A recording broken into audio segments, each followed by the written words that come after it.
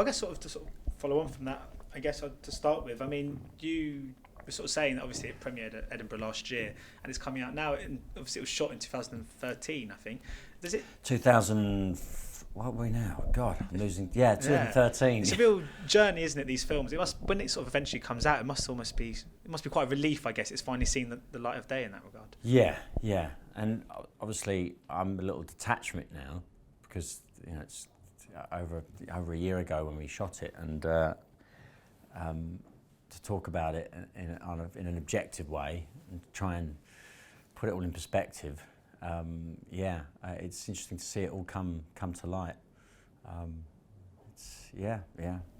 And Gerard was saying that this was a project that's been in the kind of the pipeline for quite a few years now. Yeah, even before Tony, our first feature film together, we shot that in 2007, and this idea we were bashing it around over 10, 12 years ago, and it came from. The idea came from a real life police officer that we knew on the party scene back in the day, and it turned out that he was CID.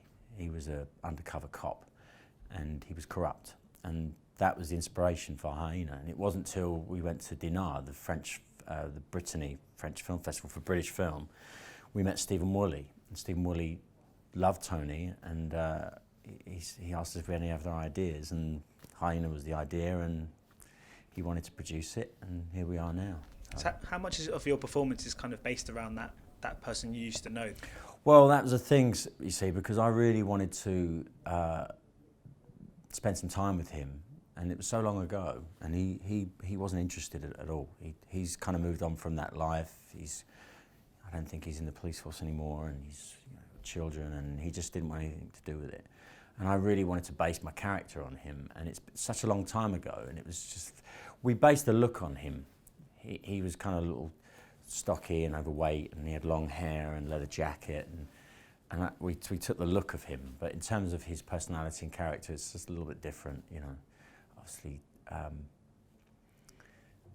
Michael is a very intense character. Obviously, he goes on this very dark roller coaster ride. But yeah, we took elements of him, but then it was just a case of doing lots of research and meeting various police officers in different fields, in the vice squad, in the drug squad. We talked to a lot of police officers that were retired, that were involved in corruption, and just, got as much information as I possibly could. And also going out on raids with the police. I mean, we got to go out on raids with the police on the drug squad. Not in London. It was very difficult to go through the Met because there's so much red tape, and their press office is just a bit of a nightmare. So we managed to get in with a Suffolk Constabulary out in Ipswich, where there is a huge drug crime rate.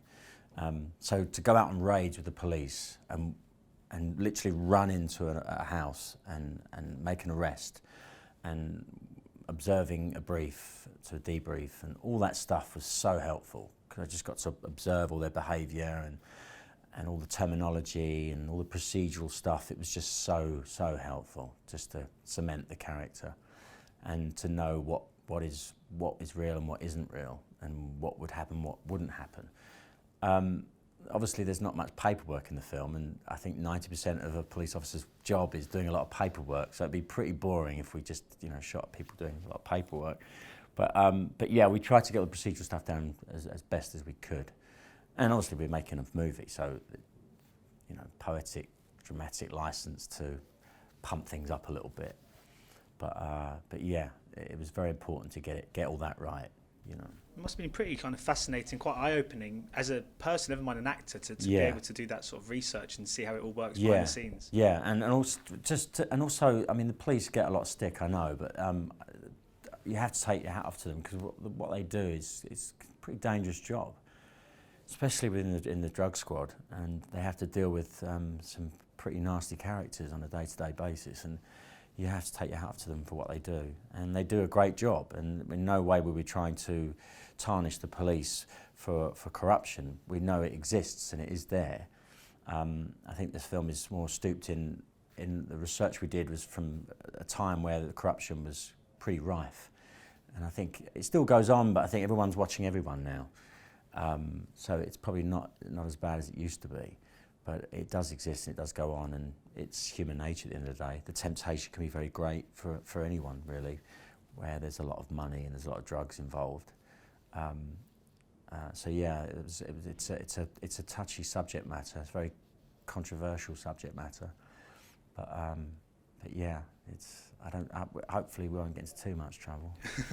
I mean, Michael's a great kind of entry point into this world because he's sort of like an anti-hero of sorts. He must have been quite a fun character, an intriguing one to get in your head. He's flawed, you know. He has these flaws, and he's not your typical leading character that you feel you have to follow him on this journey, and you have to identify with him to a certain extent, even though you don't want to. His moral compass is so off. I mean, there's far worse characters in the film, you know, that are doing a lot worse than him, I think. And I think things just spiral out of control for him, and he just starts making the wrong choices. And obviously, he has this drug addiction and alcohol problem, so his perceptions and his judgments are all blurred. And you have to feel for him in a way. I mean, I had to feel for him in order to play him. But yeah, he's very much an anti-hero of our time. Yeah. Because I mean, like you said, I mean, he is flawed. He's done some sort of dark things in his past, but he does remain empathetic. Is that quite a challenge? And how important is it for you to find compassion in the character to allow us to find compassion? Well, yeah, I think deep down there is a good person there, but he's just been buried amongst the ether and this horrible, murky world. And I think there is a decent man in there, and I think the whole situation between him and the girl that he tries to save, that from the trafficked girl, I think that shows that there is a side to him that is sensitive, that does have a conscience. But I think by the end of the film, it's too late for him to what's the word I'm looking for? To find his way back. Yeah, it's a tough situation for him. So yeah. You have to sympathise, you have to. Even though most people are like, oh God, he's just a despicable character, he's horrible, all the things that he's doing, it's just dreadful. But yeah, he's kind of made his own bed, he's got to lie in it, and I think you've got no choice but sort of sympathise with. You want him to come out unscathed by the end of the film, I think. But Just, yeah. And of course, I mean, this allowed you the chance to work with Gerard again, who's of course sort of your cousin. I mean, it must be so nice to work with, not only just a familiar face like that, but someone that you trust so implicitly, I guess. Oh yeah. The trust has to be there with the director. It's very important that you are both on the same page, and to have that relationship with the director is very special. And we work very closely together, and obviously we are close. So there's a great shorthand between us on set, and we're both after the same things. We have the same sort of sensibility and goals in, to make it as authentic and as realistic as possible.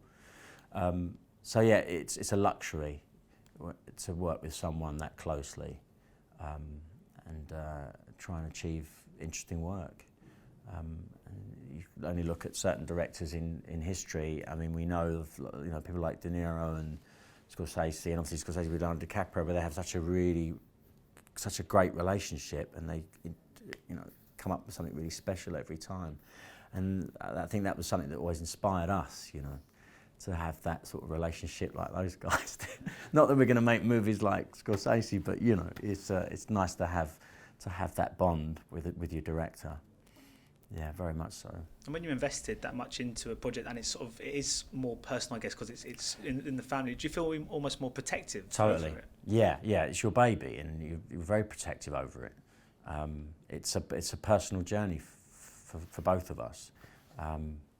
So yeah, it's very important. Yeah. And you've been in some brilliant British movies of late, of course, not only this, but Starred Up and A Field in England as well. I mean, it shows that there's some really good projects out there and some really innovative filmmakers. Is this quite a good time to be making movies in Britain, do you think? Very much so. I mean, there's so much great stuff happening in the UK, especially in independent cinema. I mean, I love working with Gerard, obviously, and obviously Ben Wheatley is a great innovator and great at what he does, and he's so creative and such a joy to work with. Directors that are prepared to take chances and risks and not, afraid to fail. I mean, the independent film industry is thriving, and there's some great stuff happening. You don't get paid very much, but that's pros and cons, I guess. You get paid in other ways, creatively and inspired and turned on by interesting scripts and characters that you not necessarily get in some big blockbusters. Yeah. And of course, I mean, you're talking of Wheatley, you're in his next one as well. I mean, obviously it's got Tom Hiddleston, Sienna Miller, Luke Evans, Jeremy Irons. It's an incredible cast. How do you sort of fit into that tale? Yeah, I'm a supporting role, but that's a completely different film to what Ben's done before, and it's a bigger budget, but still with the same approach, still the same sort of sensibility to the work. And even though there was a bigger budget, it was still very ensemble and intimate and creative. But I play completely against type in that. I mean, J.G. Ballard's novel is, I don't know if you've read High Rise, but it's a very dense, interesting book. I call it it's kind of like a carry-on movie on acid. It's pretty far out, and again, quite full-on, intense and dark, but with lots of humour in there. It's definitely a Ben Wheatley movie. But yeah, I won't say too much about it, but that should be out some point this year. And I just find it, because you're still moving between TV and cinema, and I mean the line between the two is becoming a cliche to say, but it's so blurred these days. Is there more? Do you feel there's more opportunities for actors these days, because there's no such thing now as cinema actors and TV actors? It's all much of the same thing. It's definitely changed a lot now. I think television now is, as we know, is getting better and better and better. When you look at things like Breaking Bad and etc., the quality and the scripts and the actors, it's jumped leaps and bounds. So you're right, there is no difference now. I think there's some really good television now as opposed to film. I mean, film is my passion. I love film, and there's something magical about film, being in a dark room and watching a film for 2 hours on the big screen. But yeah, I've done some TV recently that I worked with Ben. I did Doctor Who a little while ago, and that was an interesting experience to do that. I mean, it's a cult show, but it was with Ben and his whole attitude towards making that. Obviously, it's television, but he still has the whole kind of look of film about his work. So yeah, I think film, TV, the lines are completely blurred now. Some great stuff happening on television. Yeah. Well, thank you so much for your time today. It's been a you're welcome. Ladies and gentlemen, you're watching Hey You Guys! Hey You Guys, huh? Hey You Guys. Is that from the Goonies? It is indeed, yes. Nice. Hey You